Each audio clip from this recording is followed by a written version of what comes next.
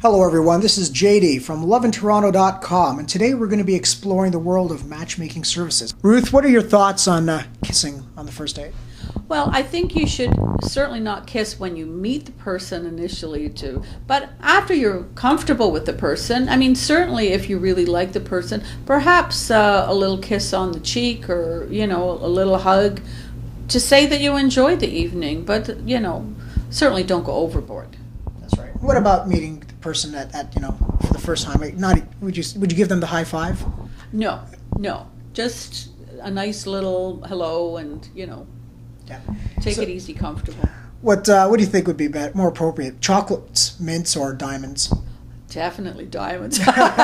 But you'd have to certainly wait for a while for that.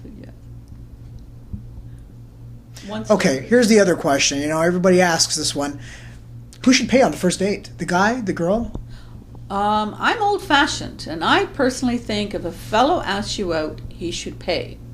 But let me qualify that. However, there are ways of women reciprocating after the fact.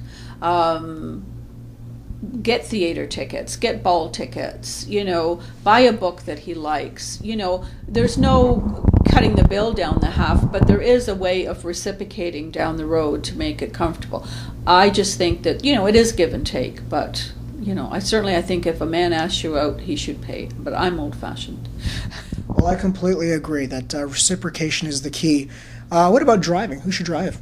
Or should you just find a common location? Well, initially, I think for the first date, I think a common location is fine, and that you both meet at the common location. And then after that, I think it depends on where you're meeting and where you're going as to who drives.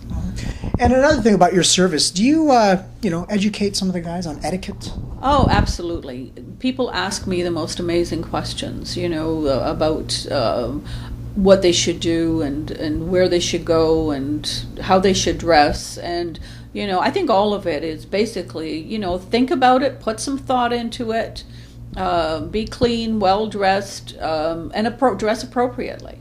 Yeah. Are you impressed when a guy's, having dinner with well, not with you, but in a date situation, and then the cell phone rings? Absolutely not. Turn the cell phone off. Make sure that she is your priority. It doesn't matter if,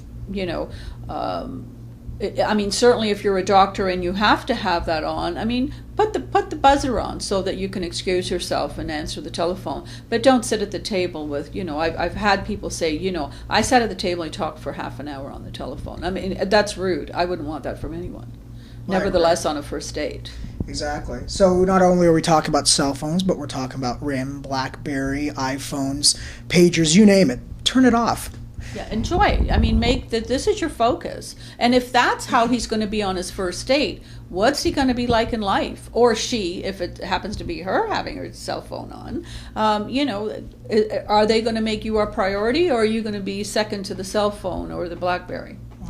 And what about punctuality?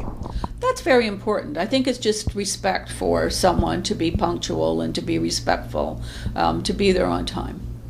And if you can't be there, we live in Toronto, certainly traffic, causes us to be late at times, but call and explain and, be apologetic, and I'm sure people will be understanding. Is it fair to say that your first date is similar to, your interview, maybe a job interview?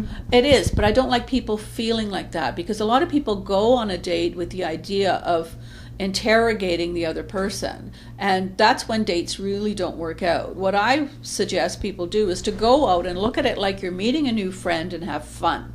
All that stuff comes out in normal conversations, rather than have a checklist of yes, and or asking questions that you find appropriate.